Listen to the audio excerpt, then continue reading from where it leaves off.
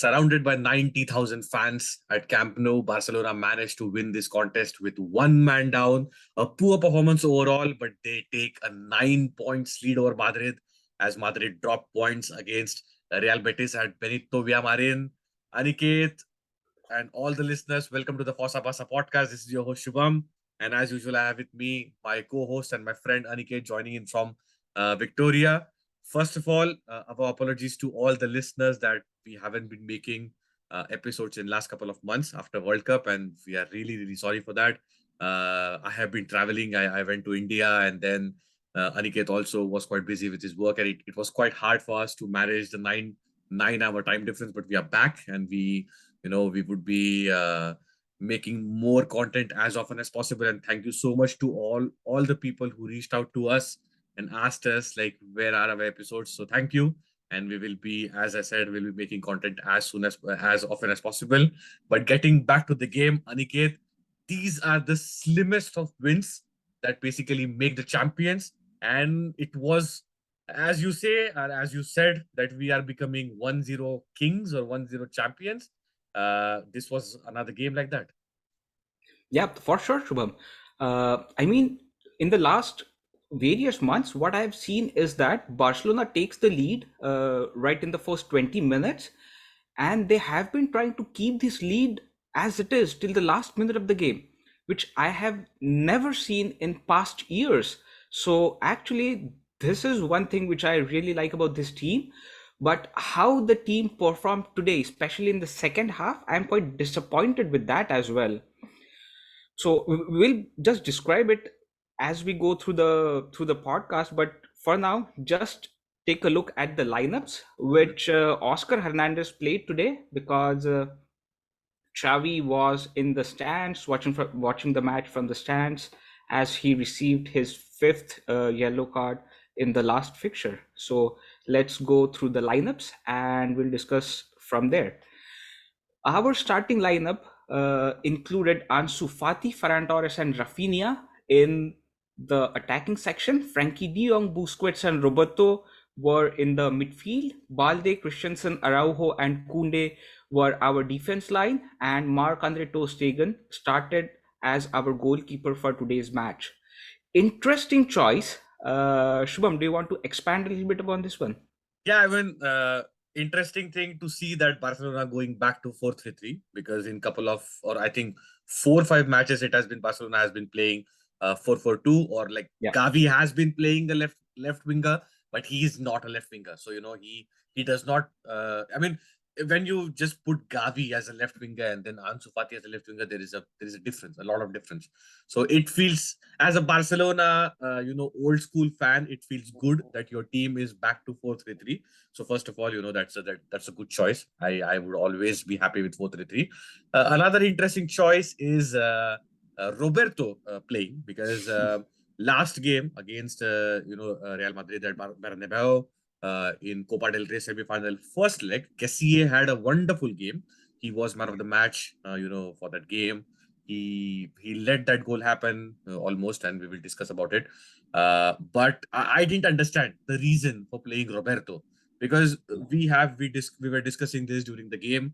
Is when you talk about the midfield, for example, when we have Busi, we have De Jong, and we have Pedri. Okay, like this is our best suitable or best ideal case midfield.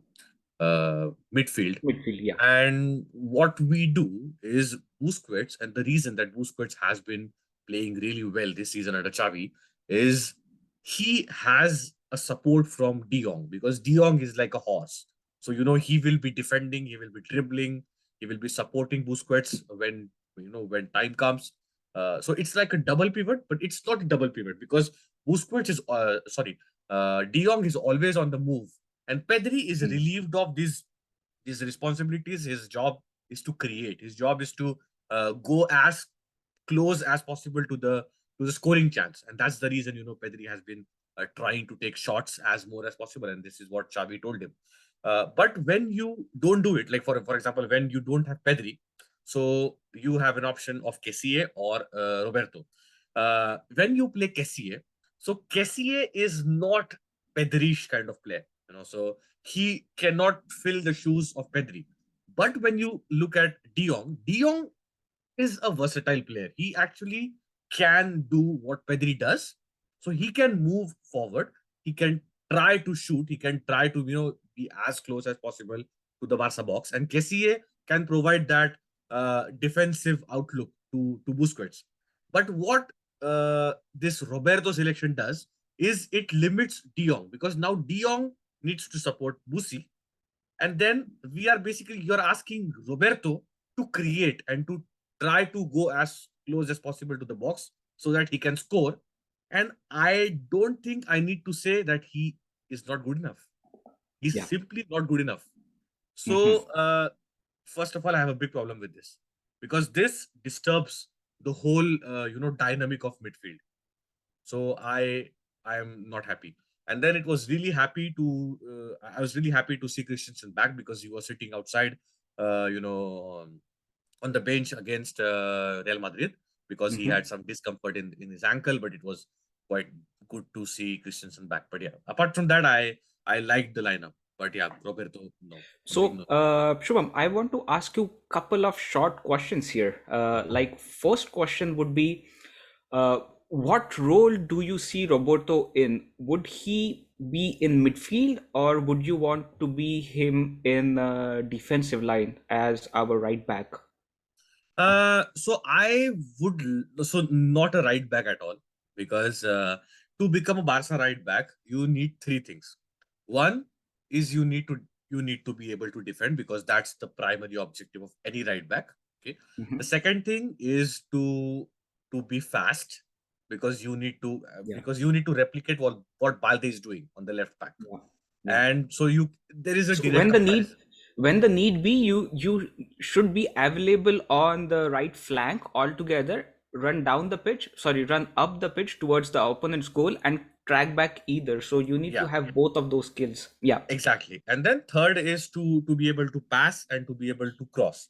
So I Mm. think Roberto, being a La Masia, midfield player, he completes that third requirement. But the first two, to be able to defend, it's not simply his job, because he was a midfielder. He has been trained as a midfielder for his Mhm. life, and to be able to run fast, he simply doesn't have it. So I wouldn't want him to start as a right back. My ideal choice for him is to sit out, because I don't consider him as a no. I mean, with all due respect, Aniket, because Barcelona extended his contract, so I understand why they did it, because currently, without due to finances, I think they are not able to hire more players, employ more players. So I Yeah. think he's a good squad player, uh, but I don't see him starting for any position. But if he has to play, I would say then I would play him in 4-4-2 as a fourth midfielder, because I don't see him as Mm. a wing. I don't see him as a right back. I don't see him as a third midfielder, because that's a lot of Yeah. responsibility. So That's as a actually a fourth, lot of him to ask for as well. Like, even if you are training, what I think is either the manager or the player should be confident enough to train in a particular position. And in Sergio Roberto's case, what they are doing is sometimes they're using him in midfield, sometimes they're using him in defense. So he's also not sure as to what position to train in. So I have that fundamental difference there. And one thing which I want to ask you, Shubham, is about Pablo Torre. What do you think about him as well? Like, would you say that this was a perfect opportunity for him to start in today's match, or he would have been brought on as a substitution for Roberto or De Jong for that matter? yeah, I feel that De Jong shouldn't have been substituted, and we will discuss about it when the time comes. Because we haven't even started the discussion of the game right now. So I feel that if you start, so first of all, my first thing is you start Kessie, De Jong, and Musi. Okay, okay. If even if you want to start Roberto and you want to okay, De Jong, Musi, and Roberto, then I would like Pablo Torre to come as a substitute, because Pablo Torre as a starter could be a big risk, because right now we are only in two tournaments, which is La Liga and Copa del Rey. Copa del Rey, we are doing well, but La Liga is another important trophy that we have to win, financially speaking, and for this, for the confidence of all the squad. So Yeah. we just dropped like a 3 point lead by losing to Almeria in the last game. So right now the focus must be to take the point lead as much as possible, and starting Pablo Torre could be a bit of a risk because Valencia, it's a big club. Of course, it's going through a big slump, but you never know. Hmm. So Pablo Torre starting, no, but yeah, he could have come as a substitute to Sergi Roberto. But what happened after 59 minutes, which we'll discuss, also turned the events Yeah. for the worse. So let's just go through the game really quick, Shubham. In the initial minutes, it felt to be a very difficult task for Barcelona because none of the players looked comfortable, especially in our attacking section. Ferran Torres, Rafinha, and Ansu Fati, they were in shambles in the first half, to be honest.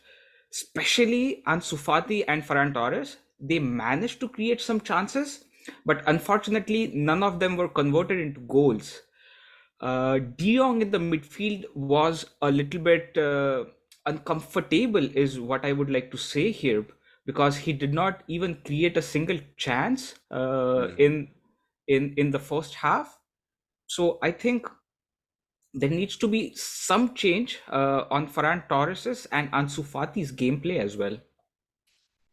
Yeah, I mean, uh, it's really sad to see. So I'm not disappointed with De Jong because it happens. Probably Yeah, it was just fatigue because I saw like out of the possible 900 minutes that Barcelona played previously, like before this game, he has played like 878 minutes or something. yeah, I completely agree with that. So yeah, so it's okay. Maybe it happens, but Mm, it's really disappointing to see Rafinha because I was more disappointed with him because right now the only player who can provide such a threat, going forward is Rafinha because he's good yeah, in dribbling. yeah, But every time he tried to dribble, um, Valencia left back was quite comfortable to contain him, to dispossess him, and I don't even remember a single dribble where Rafinha was through. yeah. So and this was the same thing what I saw against Real Madrid because Nacho was so Mm, comfortable to dispossess him, to not let him pass. So it was a repetition, and I felt that Rafinha should be doing more because he has the opportunity right now. Dembele gone, Lewandowski sitting outside, Ferran Torres out of form like forever. Ansu Fati out of form. I mean, he could take the leadership on his shoulders to be yeah, that. it is actually, sorry to cut you off. It is actually a good opportunity for Rafinha to show his skill set. Yeah. When the opportunity is present with him, he could create this opportunity, he could grab this opportunity and make a goal out of it. So let's see how Rafinha proceeds. But yeah, as you said, he is losing too many balls. But what I felt in today's game was his runs were good, but just runs would not win us matches. It would be the dribbles which would at the end convert into goals. Yeah. And having said that, 16 minutes in, Balde passes to Ansu on the left hand side. Ansu finds Busi, who delivers a world class lob to Rafinha, who matches the class of this lob with a perfect run possible and the perfect header to chip the ball over Valencia goalkeeper to draw the first blood. Barcelona 1-0 to Valencia. What a goal! What a beautiful goal. And it was a repetition of a goal. I think he has scored such a goal in Pamplona when, we were also one man down and we won that game. We came 1-0 Yeah. or 2-1. I don't remember. And he was, I think he scored in 65th or 70th minute to win that game. So brilliant performance by Rafinha in terms of goal scoring. But what my criticism will be there anyway.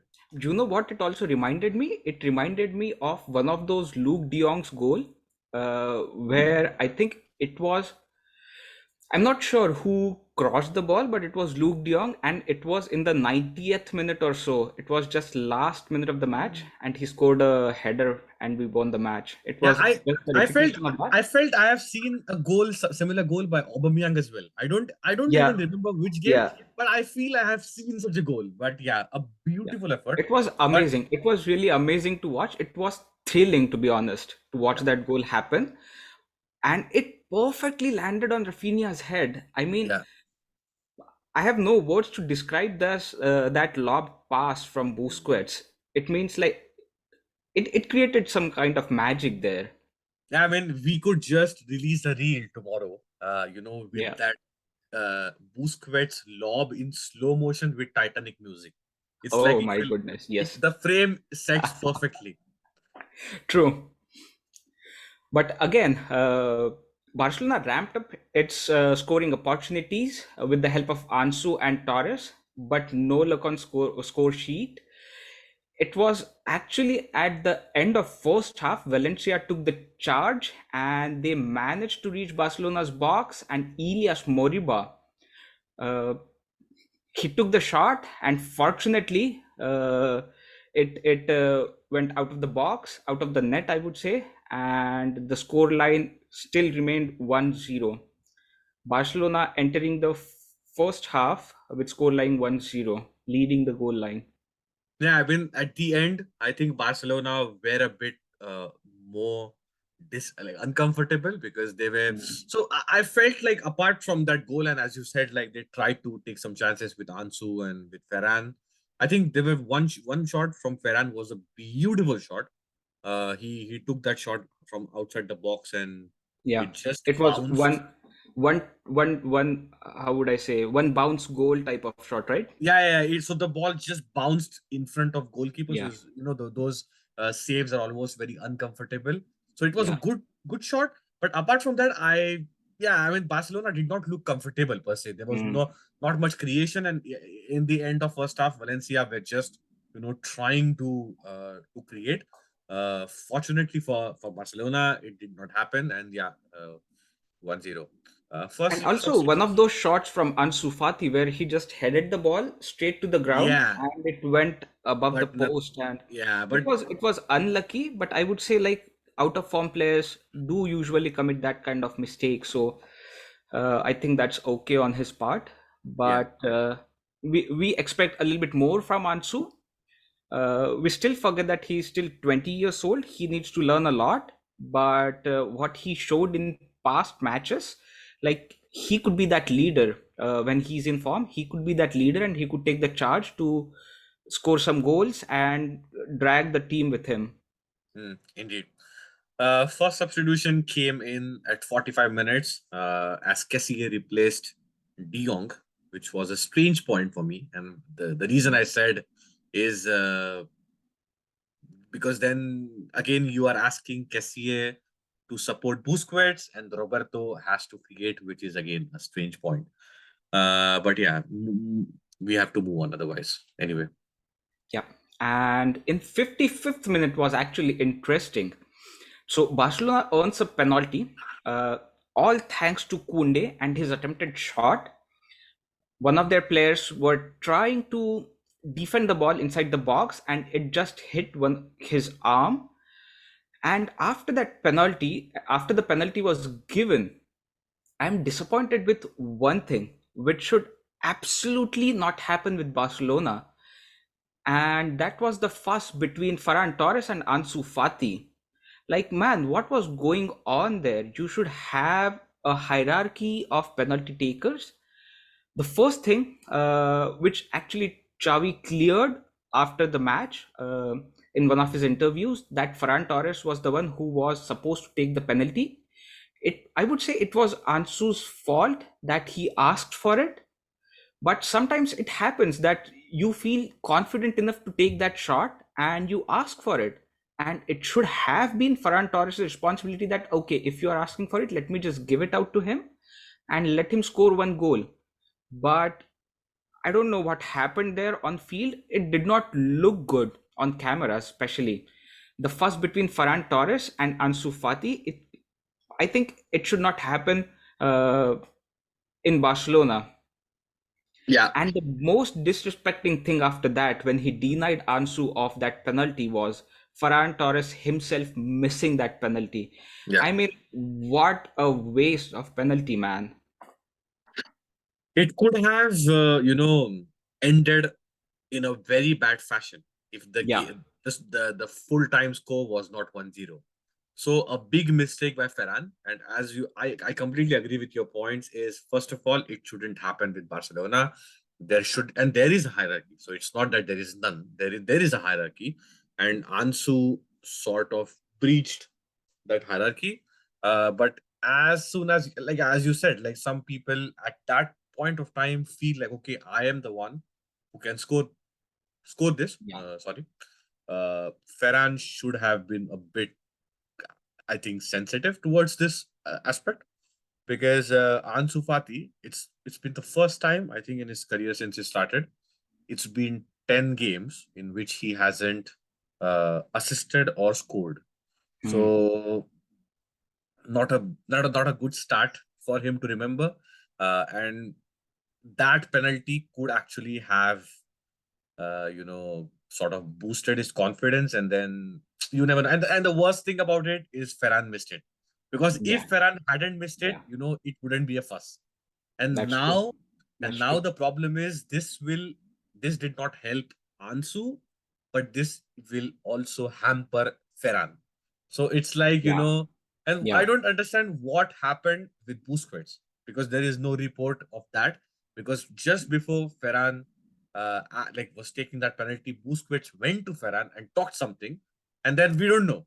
So probably that conversation, what he said, also sort of led Ferran to doubt what he was doing, his decision, because he did not look comfortable. His shot was off target, which is like the worst possible thing. Like for a Yeah. penalty, the basic Yeah. thing is try to be on target, because if goalkeeper catches it, it's okay, because it's a luck game. Goalkeeper somehow It's some 50-50 chance. I yeah. believe it's 50-50 chance. Either it goes in or it goes out. Hmm. But hitting a woodwork for me is like a crime. You cannot commit that crime if you're hitting the woodwork. No, that's Yeah, not acceptable. yeah, But but again, I want to come back to this point. If your number 10 is asking you for penalty, you should have some kind of respect of him and give it to him, yeah, because he has been offered that number 10 t-shirt. It has some kind of value to it, but again, it depends. yeah. I mean, eventually we need to understand that we are not Paris Saint-Germain, and this is not Cavani versus Mbappe. This is Barcelona, Yeah, a club which has history of more than 120 years, where we say uh, more than a club, and so we have exactly. to Yes. behave like more than a club. We cannot Mm. just fight for penalties. So this is not done. Xavi needs to establish this fact in the locker room, that if there is a problem, you need to discuss with coaching staff. You cannot and cannot, absolutely cannot fight over a stupid aspect, idiotic aspect on the ground in Yeah, front of 90,000 people, in front of national television or international exactly. television. And in front of millions of people who are Yeah. watching them on television, on other platforms as well. Yeah. Mm. So this missed penalty, it did not just stop there, Shubham. It led to, it's like a piece of domino. If you take one piece, Mm. the castle falls down.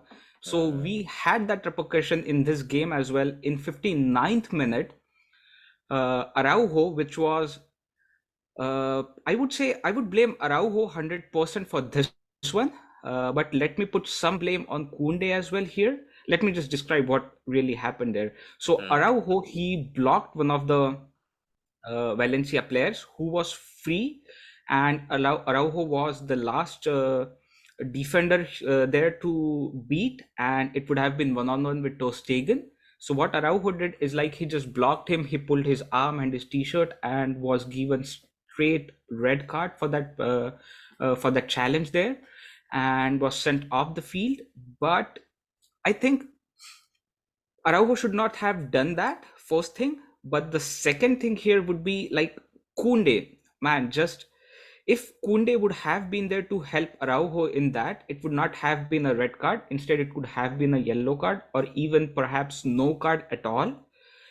And second thing here is that you should have some trust on your goalkeeper as well. You should not take red card on yourself. That would have been like, it's like killing yourself. Red card as a foul is seen to be one match ban or two match ban depending on the situation and the criticality of foul. But you should consider the fact that the next game or next to next game we play is against Real Madrid, and losing Araujo in that fixture would have been a nightmare for Xavi and his management team as well. So the player should keep that in mind while tackling some players, or while, I think, I don't know, they should have just that in mind as well. Like, this is not the last game which I'm going to play. There are some next games which I need to focus on as well. So I think that was a tremendous loss. That was actually a bad decision on Araujo's part. But again, he was straightly given red card and sent off the field. Yeah, but I mean, I agree with you 100%. But probably, like, because I was really emotional when we were watching the game, and I was screaming these things as well, and the way we discussed. But probably the reason that just to play the devil's advocate or to just defend Araujo a bit what he did is maybe for us it was not clear that it could be a two-match ban or one-match ban, but maybe Yeah. he knew that what he's doing is giving him a one-match ban. So he probably knew that this is a professional foul, so he will be able to play against Real Madrid, and maybe he somehow knew that the attacking situation for Barcelona right now is not happening. So he could feel the Mm. energy, and then Ferran had just missed a penalty. So probably he felt that if this goal Well, happens, then there is exactly. nothing happening. So Exactly. it's That's what I told, right? It led to this thing. If Ferran Torres would have scored that goal, the goal line yeah, would have been 2-0, and yeah, Araujo would not have committed this yeah, foul. yeah, And he would have let the player go, and okay, it would be yeah. still, Because Barcelona then, would be still leading the game, right? yeah, and because in that case you have the cushion to trust your goalkeeper. Exactly. But Yes. in this one, probably he did not have the cushion. He did not have that buffer, and he Yeah. had to make that choice of sacrificing himself for the club. So Mm, it's a decision that okay, like there is very thin line between genius and I wouldn't call it genius, but just an example, genius and a madman. And I think mm, this time it's the same type of conversation. But yeah. what he did Yeah. was probably best for the Well, club, and that I ended in mean, a no 1-0 player, win.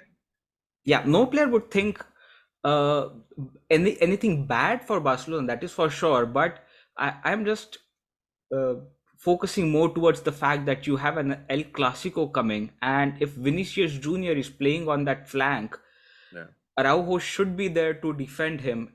Without Araujo, we would not be able to contain Vinicius Junior from their left wing from the left position. back. Yeah, That's what I think of, or I mean, yeah. yeah, But yeah, sorry, he does what he does. He yeah. does what he did, and eventually Ansu has to pay the price as he comes off, to be replaced by Marcos Alonso, so that Mm, there is a back line, back line of four, and Barca go to formation of 4-3-2 with Marcos Alonso replacing Ronaldo Araujo, and then Ferran Torres and Rafinha, the only two strikers left the front.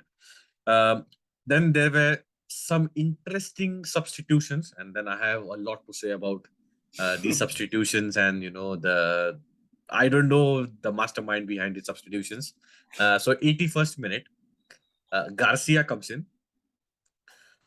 So I want to. So if I say that Garcia comes in for Roberto, I have to say three things here actually. First thing is when this was happening, Christensen was in discomfort. because he Yeah. probably was facing, I don't know, Yeah. because there was no report after the match, like what discomfort or what kind of discomfort he was feeling. But okay, with the common sense that we can go with, he might have been having the same discomfort in his ankle as he, the reason that he sat out in El Clasico. Kunde was sort of kicked in the back by Ter Stegen in a corner, and he was struggling Hmm. quite a lot because we saw that foul, or not a foul, but a, It was actually a clash, a a painful rash one, tackle crash. Yeah, yeah, crash. I indeed. would say crash. Yeah. Yeah. So it was painful, and then Eric Garcia started to warm up, and Mhm. then when Eric Garcia was just going to come inside and standing on the pitch side, the number for exit said 20 for Roberto, Hmm. and then it was an it was an interesting decision, and I go into a mixed bag of feelings, because now the reason this is happening is Oscar Hernandez was going to a formation of 5 uh 2-2, if I'm not wrong. Yeah, 5-2. Now 5 to Or 2. even 5-3-1. 5-3-1, I would say. No, as of now it was 5 to Oh 2. yeah, It 5-3-2. was Yeah, yeah, 5-2-2. Yeah. As of now, 5 it to was 2. 5-2-2. Yeah, yeah, Yeah. yeah, yeah. My It bad. was it was 5-2 with Kessié and Busquets in the midfield, Yeah, and Rafinha and Ferran Torres Ferran Torres. attack. So Yeah. it was 5-2, and then 87th minute, your Christensen is still in discomfort, Mm. and then by the way, you have already introduced Marcos Alonso, so now there is no defender to replace Christensen, maybe Jordi Alba if needed. But then 87th minute, Alarcon, the young attacking midfielder who plays for La Masia, who plays for Barcelona B, uh, comes comes on for Rafinha, completely, I think, changing the formation to 5-3-1 with the sole like lone sole attacking faction in terms of Ferran Torres, who had a terrible game. The whole game, terrible. Like, except for that one shot, he was terrible. So a lot to ponder upon, the decisions by Oscar.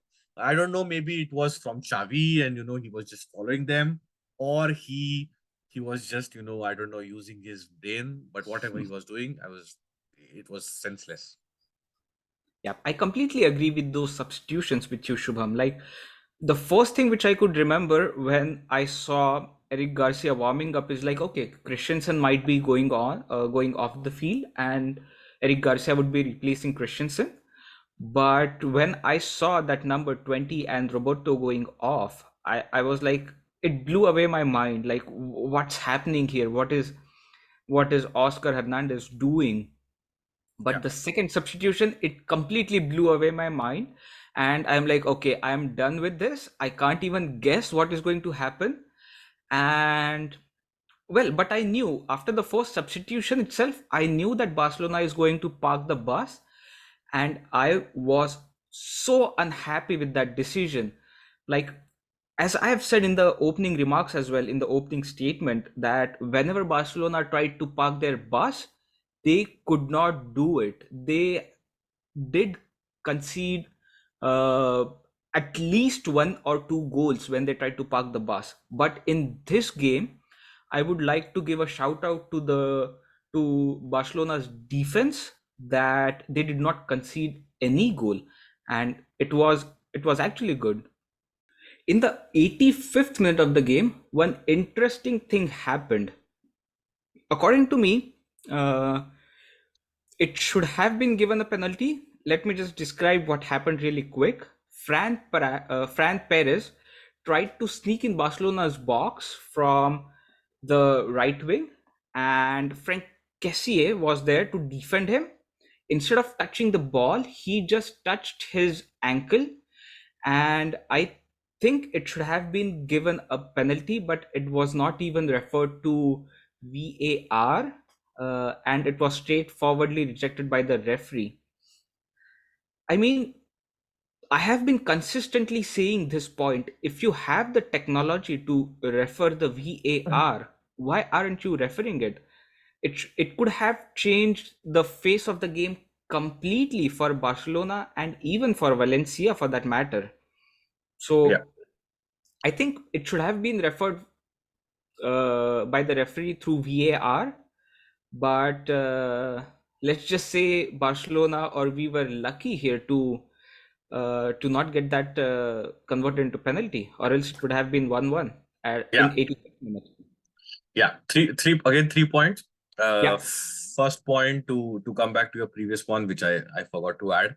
Uh, clear, very clear red card to Araujo. So there is no contention. It was a yeah, red card, yeah, and there was no complaint from Araujo, which was good. And no, I mean, for us also, clear penalty. He did wrong. He got punished. Clear. Second thing, 85th minute. I completely agree. This is a penalty. This hmm, is one. This is 100% penalty. If this is not penalty, I don't understand what is, because he clearly exactly. clipped. In fact, it was not a corner, which I never understood, because and this is what you Yeah, pointed out in the yeah, game, is there was yeah. no way he touched the ball because the ball That is true. was I very clear. actually, I actually completely missed that. This is the first Yeah, time you said that it was not a corner, and I'm like, I was thinking, oh man, yes, because yeah, Valencia player hit it. It should have been goal kick, but it was given as a yeah. corner. So So if you yeah, are not giving a penalty, it's a goal kick. There is no way it's a yeah, corner, yeah, which was a shambolic decision in itself. But this was a 100% penalty, and due to these stupid decisions, which go, you know,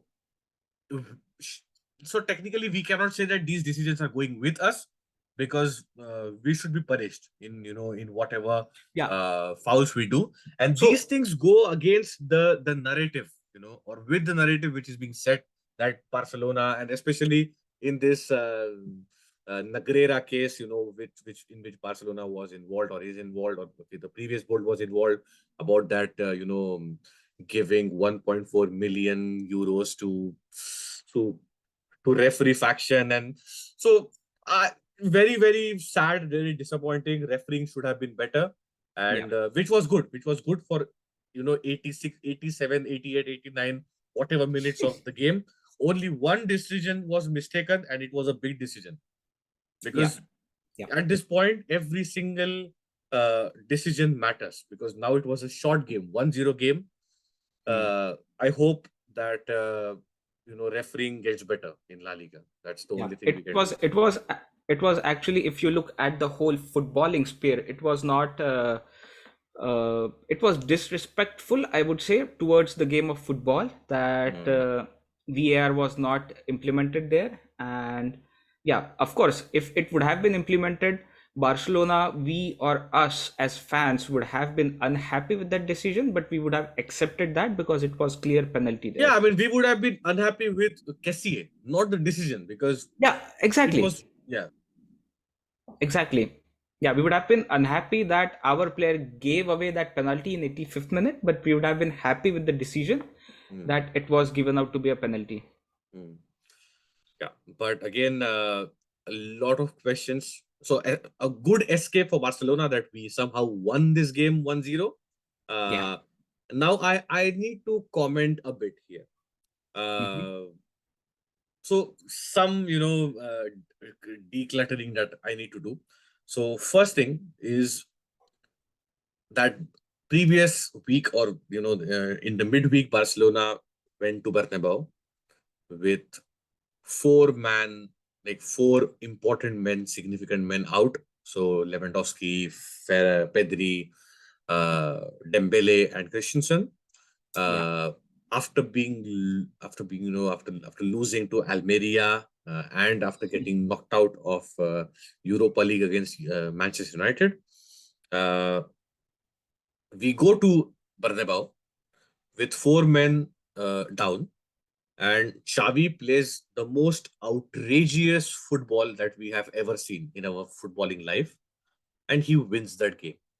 And I'm telling you, the way you said, like, okay, we passed the bus and you got unhappy. I never knew that parking the bus can make me happy, because I was happy in the last game. I was very happy because you know, the thing is, uh, we like Messi because he can do everything. It's not because he just dribble. So Mm. I think football, you cannot just go through one point, which is like tiki taka. You need to have a range and versatility in terms of football. So in the game, against Real Madrid, Xavi showed that if we are down or if we strategize, we can play completely un-Barcelona type and we can still beat you. We can beat you by playing not like Barcelona, like playing like you, which was a big statement.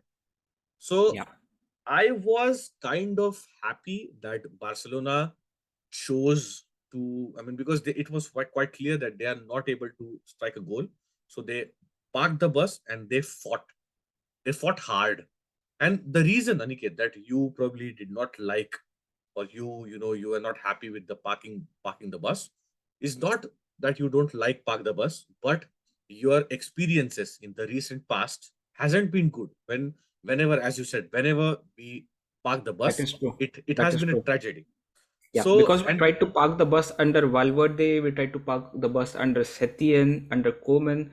Every time we did that, every time we considered a goal. That's yeah, what yeah. So makes it. Yeah, and we have been saying this for like 7-8 years that we don't know how to defend, but still yeah, we defend and we lose. So instead of doing that, why don't we just play out?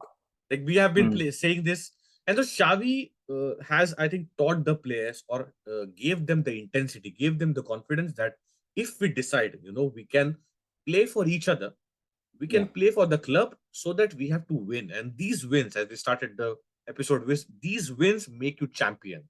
These wins make yeah, you or give you the feeling that, you one day, like today is not my day, but I will win this game.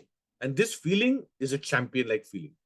mm, And I think I was quite happy, but I'm also a bit skeptical of the decisions of Oscar Hernandez, because I feel that even if the boys really defended well in the last 30 minutes, by the way, not a clear chance to Valencia, yeah. except for that 85th minute penalty. That not a single chance Yeah, they after. did not give any chance, Yeah, and um, it was a nonsense, defense. No yeah, nonsense defense. Sorry, not yeah, nonsense defense. No no nonsense nonsense defense. defense. If Yeah, you have a ball, you just clear it.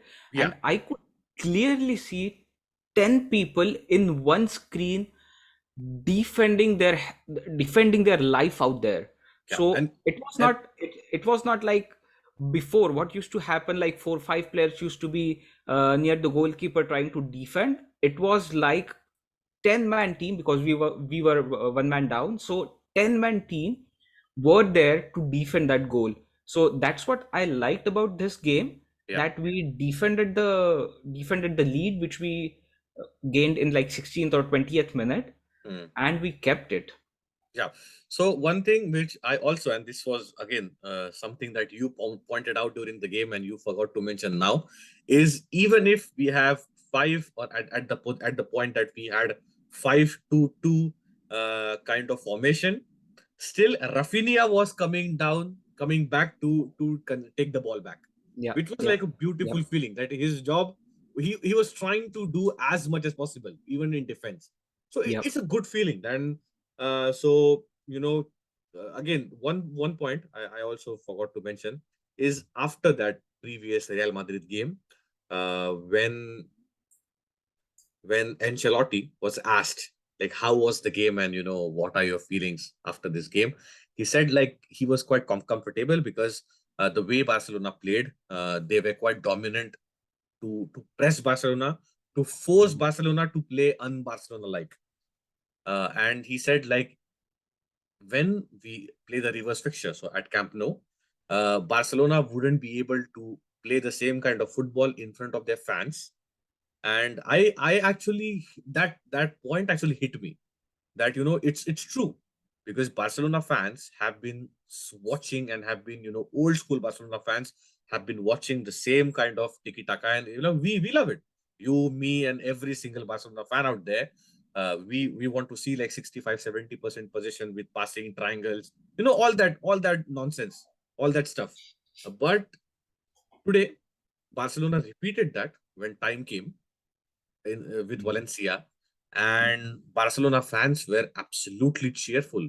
They understood, they were mature enough, and they accepted this fact. And now I am more confident, to play with Madrid, because we sort of, it was a coincidence, and or we actually were in that circumstances, we in that circumstance, but we actually played in front of our fans when the time came to defend. Yeah. So uh, proud of the team, very proud of the team. So I would just like to add one more sentence to whatever you said, Shubham. You have to do what you have to do to win the game. That's what makes the winning team. Yeah. So moving on, the next segment of of our episode is TFB Man of the Match. In this, as name suggests, we deliver our Man of the Match of today, and then today it was very easy because the game was not very good. So Busquets, wonderful assist from him, and he did not put a single foot wrong in the whole game. 90 minutes played beautifully, leadership, and he held the whole group together till 90th minute. Congrats to him. I So think I would be missing out on something if I did not say this thing. I did not see Busquets today in the whole game. That means Busquets. I will make sure that this clip is cut from the last. But okay, moving on to the next segment, which is TFB rating. In this segment, we rate our players. So Aniket, I would ask you to please give your ratings on the players. Yeah, let's start with Stegen as he had least work to do in this game. Mm. We would give him a rating of 6.5 just because said that he had least amount of work to do and he did what was expected from him. So 6.5 is a good rating for him, I believe. Mm. Uh, Next would be our defensive line. Balde gets a score of 7. Good runs from him on that left flank. Altogether, good game, but did not create as much as we expected from him. Christensen a score of 7. Araujo gets a score of 5.5. Brilliant in game, but the only mistake and one of the crucial mistakes he did was that red card. Just because of that, got a score of 5.5. Kunde, not a great game for him. Needs to work on many things. Would give him a score of 5. Roberto, as you said, we talked a lot about Roberto, would get a score of 5. Busquets 7.5 for that incredible pass, incredible assist for Rafinha's goal. Frankie de Jong did not get the opportunity, I would say, to create that gameplay or the skills which he had. Would give him a score of 6.5. Ansu Fati still needs to regain his confidence, give him a score of 5.5. Ferran, shambolic game for him, a score of 5. And Rafinha, with that one goal, gets a score of 7.5. Yeah. So great ratings, and yeah, true. Kunde, I just one point on Kunde is he looked so comfortable in the last game versus Madrid because he was probably back in his natural position as a center back. But today now he was being played as a right back, and maybe he just enjoys that role. So we Barcelona really need to think that way, and need to get a quality right back so that Kunde doesn't waste his good performances as a right back, as a center back in by playing right back. But yeah, With all that being said, let's just celebrate the fact that Barcelona leads the points table with 62 points, yeah, altogether playing 24 matches with goal difference of 38 mm, and total goal scores of 46. And in second place, it's Real Madrid with with 50, 50. 53 points, I Yeah, with guess. Yeah, 53 points with 24 games played. When we are recording, they have already, I think, tied the match with Real yeah. Betis. So Yeah. second place Real Madrid. Incredible 9-point lead. And let's hope that we beat them in El Clasico next week at Camp Nou, so that we can extend that lead to 12 points. And then 12 points with 12 games to go. I think we are good to go, but still, Yeah, I think itself. anything about 10 points is good to go as of now. And when we play more number of matches, that 10 Yeah, point lead would be crucial for us. indeed. So just just 2 points we need to discuss is the previous game, which came after two defeats in a row. As I just mentioned, one was United, which helped us to get out of Europa League, and we lost a lot of you know financial financial gain chances as well, because we have been struggling this season. And the incredible quote from that game was, I think, a couple of days before that game, uh, Pepe Reina, which was like a former Spanish goalkeeper. I think he's working with some La Liga club. I'm not sure which one, and he met Xavi in that game, in some game of Barcelona, and he asked like about Europa League and how is everything going, and Xavi famously said like, how can I motivate Lewandowski to win that title?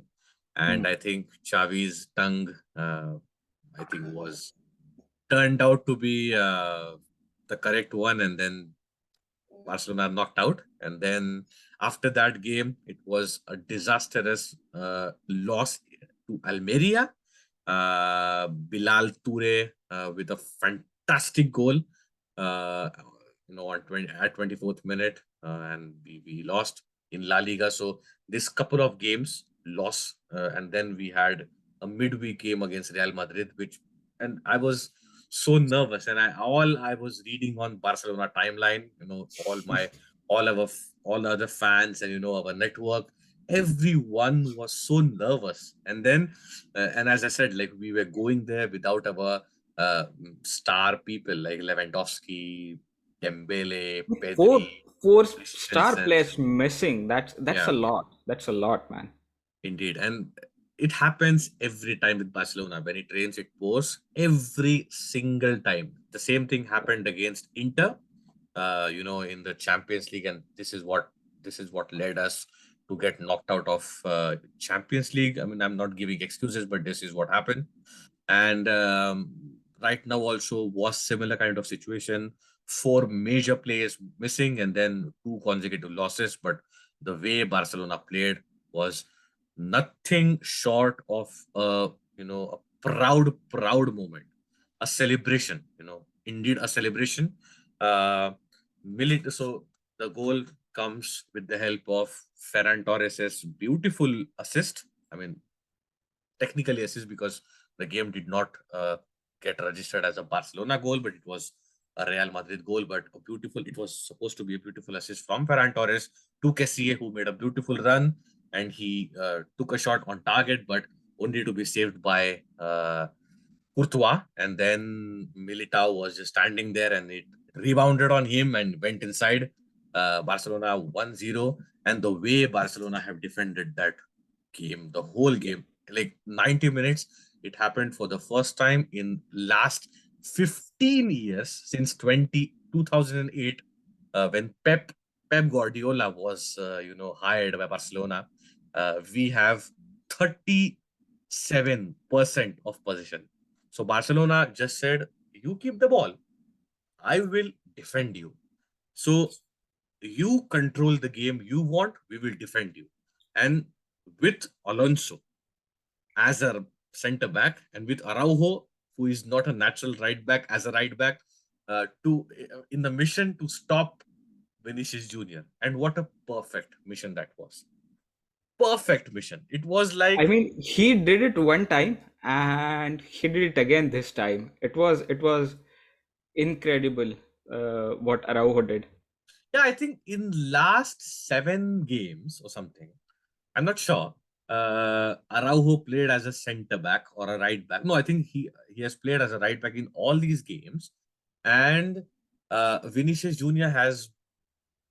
I'm not sure. Okay, I will not speculate, but I think he has just given one assist and he hasn't scored, or like he has scored, but something. But the statistic versus Barcelona for Vinicius Junior are going quite bad.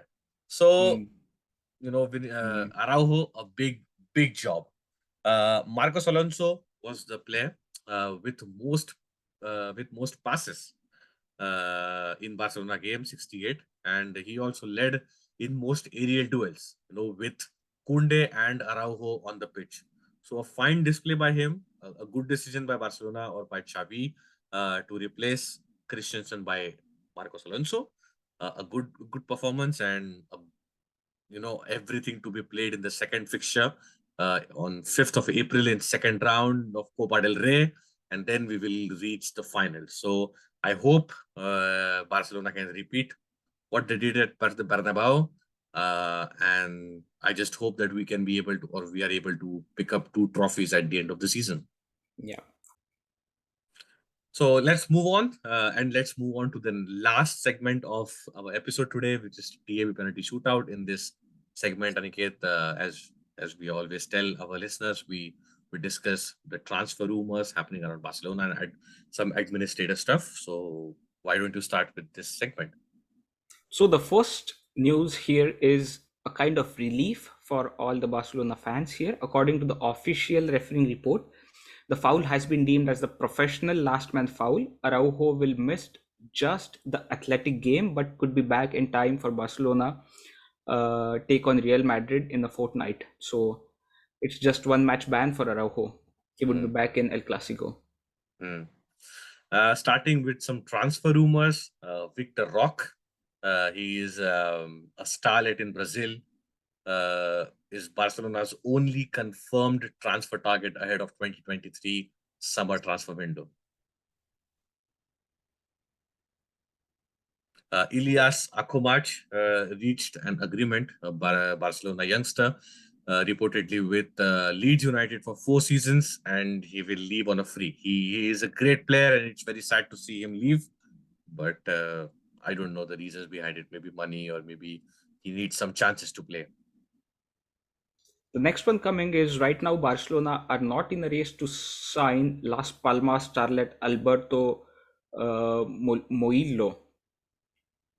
Yeah, So let's see how it goes with this one. I yeah, hope he joined us. he's rated quite high, but I think his price is deemed to be 35 million euros, and 35 Yeah, million euros right now for and it's just Barcelona. like yeah, whatever we earned in this in the last season or this season, we are just allowed to spend 40% of it. We are not allowed to spend anything more than 40%. So there would be a price Hmm. cap on Barcelona spending on expenditures. So let's see how And it goes. apparently, Javier Tebas is dog whistling against Barcelona. He is Yeah. clearly against Barcelona, and mind you, whoever is listening to us, we are not like uh, just blind followers of club. We call spade a spade, and we are the first ones to say that okay, what is wrong.